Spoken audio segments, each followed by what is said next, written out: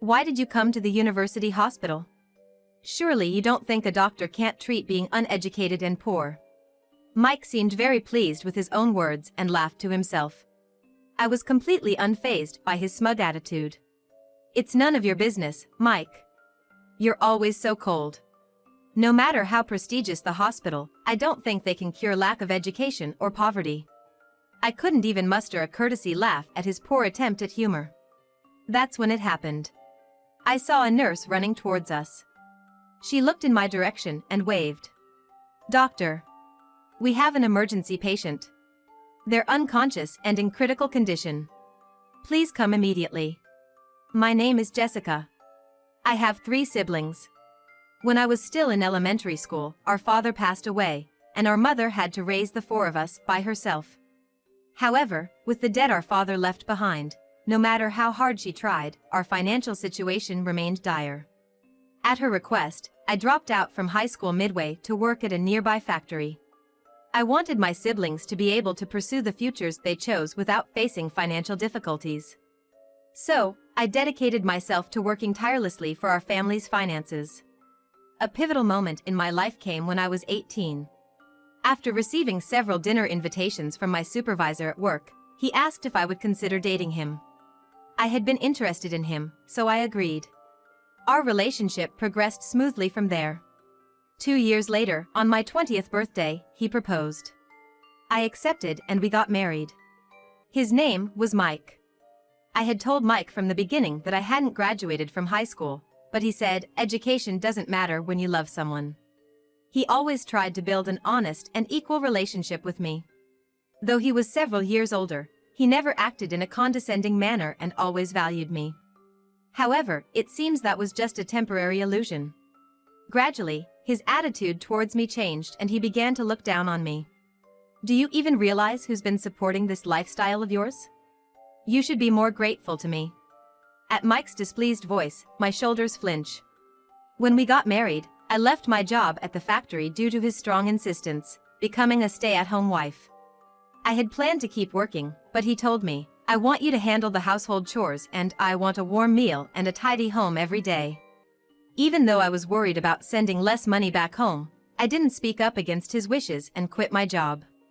But now he sees me as an unemployed, wasteful slacker. I actually want to work, you know? I muster the courage to say, but he mocks and laughs. Do you really think a company would hire a high school dropout like you? Your place is here, just taking care of our home. His cold words resonate. Maybe resigning just as Mike wanted was a mistake. The allowance he gives me has been gradually decreasing. If I point out the lack of money, he will probably blame my budgeting skills. So, I don't say anything and cover the deficit from the savings I've been diligently building up. Watching my husband relax with a drink, I found myself pondering the idea of divorce. Fortunately, I'm still young. I could end my relationship with him, start over with someone else, and even have children. Mike probably hasn't noticed the depth of my distress, assuming I'm just a selfish, shallow woman. While accepting my cold thoughts and feelings, unable to take any action, I lost myself in deep thought. Declining savings, my husband's disdainful attitude, and the tense atmosphere between us. Feeling the need to change our situation, I consistently tried to initiate a dialogue with Mike. Yet every time, he'd find an excuse like saying he was too tired or had plans to go out, always avoiding any meaningful discussion. To make matters worse, he even said, I don't want to talk to someone with such a low educational background. I was at my wit's end. One evening, after cleaning up after dinner, I finally decided to tell my decision. The next step was to communicate my intention to divorce to my husband. Licking my dry lips from nervousness and gathering all my courage, I approached him while he was engrossed in the TV. Hey, there's something I want to talk about. Hearing my anxious voice, my husband glanced at me indifferently. I showed him the document from court and lawyer, meeting his gaze head-on. I think it would be best if we get a divorce. A deep furrow appeared between his brows. He's going to yell. That's what I braced myself for. But contrary to my expectations, no angry outburst came from him. Sneaking a glance at him, I noticed his fist was clenched tight, his face red with rage. Despite his anger, he showed restraint and didn't act out on his emotions. After an intense silence, he muttered in a barely audible voice, "Someone with your education level." His trembling fist tightened even more as he glared at me with eyes full of resentment. I instinctively took a step back from that icy stare. "You think you have the right to challenge me? You think you, of all people, with just a high school diploma, have the right to suggest a divorce to your husband?" With a dominating voice, he exploded in rage. But I had no intention of backing down. I've been hurt by Mike countless times before. Holding back my emotions that threatened to spill out as tears, I encountered his gaze. The unwavering look I gave him seemed to catch him off guard for a moment, causing a hint of uncertainty to cross his face. Gripping the document papers tightly in hand, I showed him the display of my smartphone. On the screen were saved messages between him and a female coworker. Undeniable proof of his infidelity. "It seems you've been buying her tons of gifts, even when you couldn't provide for our household. If I'm so unnecessary, then let's divorce. Set me free from this bondage." My husband was at a loss for words for the first time. It seemed he never expected me to have evidence of his affair. He might have thought I'd never find it out. Although he searched for words, realizing he had no grounds to argue, he smirked sarcastically. "Living with a not-so-smart woman is stressful. Allow me some occasional refreshment." He admitted to his affair, showing no sign of guilt, and turned back to the TV as if he had nothing more to say. How hollow it all felt. I quickly moved to his side and turned off the TV. Silence covered with the room, with his disgruntled face now directed at me. Summoning all my strength to steady my trembling legs, I held out the divorce papers to him again. "All you need to do is accept this. Please, I'm begging you." Why is Mike so against divorce? He despises me and claims to suffer in our day-to-day life, yet he wants to maintain the facade of our marriage. Despite continuing a relationship with another woman, why won't he leave me? I don't understand. If he insists that I don't have the right to suggest divorce, then he should be the one proposing it. If I could distance myself from him, I'd be willing to do anything. The societal judgment of being served with divorce by one's husband, and even my self-worth, came second to me. If you want a divorce that badly, my husband sighed, taking the court documents in hand, then repay every cent of the living expenses I've paid for till now. If you can do that, I'll consider divorce. That's absurd. Impossible, right? I mean, you're just an uneducated stay-at-home wife. Mike let out a low, amused chuckle. We've been married for 3 years. During that time, the money I've received from him as living expenses, even by conservative estimates, exceeds $333,000. Though I hardly received anything recently, paying it from my savings right now is undoubtedly impossible. He says to repay in full, but most of the money I received from him went to monthly rent and groceries. There was nothing left for casual spending. No matter how much I tried to save, it wasn't enough, and I occasionally had to dip into my savings. I couldn't simply accept his proposal. I was in turmoil inside. He watched my confusion with a smug grin. Seeing that, a faint spark of determination ignited within me. I wanted to prove him wrong.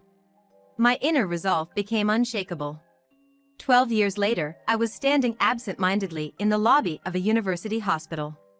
It was my first time visiting this hospital, and I had lost my sense of direction within the vast facility. The staff were all bustling about without giving me an opportunity to approach and ask for help. They didn't seem to notice that I was lost. I kept checking the rough map I held, desperately trying to pinpoint my current location and destination. Is that Jessica? Suddenly, I heard my name called from behind and turned around in surprise. A middle-aged man stood there. I felt like I recognized him, but I couldn't quite place him. "I'm sorry, did we meet somewhere?" I asked, somewhat embarrassed. The man sighed and looked at me. "Do high school dropouts also lose their memory? Can't believe you've forgotten the face of the man you were once married to." Hearing his words, I scrutinized the man's face closely. Slowly, memories began to resurface, and his familiar arrogant demeanor came back to me. Mike. The moment I uttered his name, my ex-husband took a seat in the lobby, looking quite pleased. "Why did you come to the university hospital? Surely you don't think a doctor can treat being uneducated and poor." Mike seemed very pleased with his own words and laughed to himself. I was completely unfazed by his smug attitude. It's none of your business, Mike. You're always so cold. No matter how prestigious the hospital, I don't think they can cure lack of education or poverty. I couldn't even muster a courtesy laugh at his poor attempt at humor. That's when it happened. I saw a nurse running towards us. She looked in my direction and waved. "Doctor. We have an emergency patient. They're unconscious and in critical condition. Please come immediately." I immediately stood up and received a lab coat from the nurse. Mike, looking surprised, stared intently at me. "I'm so sorry about this, especially on your first day of transfer." There were no other available doctors. The nurse apologized with a bow and quickly left. I no longer had the luxury to be distracted by Mike. Unsure of what to do with the hospital brochure I held, I handed it over to him. As he looked on in shock, I briefly said, "I'm a doctor." Once the emergency treatment was over, I was immediately headed to the consultation room. Walking around the hospital alone again would only get me lost. Even though it was before the scheduled starting time, I decided to start my work on my first day of transfer. I checked the medical chart and was stunned as I entered the room. Mike was sitting in the examination chair. Seeing me, he too looked completely shocked, his eyes widening in disbelief. According to the chart, Mike had heart problems and had been referred to this university hospital. I collected myself and focused on my work. Mike, seemingly unhappy with the situation, couldn't hide his displeased expression. "Is there anything else you'd like to ask?" At the end of the examination, Mike softly muttered, "How did a dropout like you become a doctor?" A nurse working beside Mike stared at him in surprise. Mindful of the consultation time, I decided to indulge in a little trip down memory lane. My father was a doctor. And just to clarify, I didn't go to high school not because of bad grades. I was suddenly reminded of my father. My father, a physician, was always busy, rarely returning home. Most of the income he earned from work was spent on alcohol and nightlife, and he even racked up debt. However, I'm grateful to even such a father. If not for his dedication to my education, I probably wouldn't have become a doctor. From a young age, becoming a doctor like my father was my dream, and I never doubted it.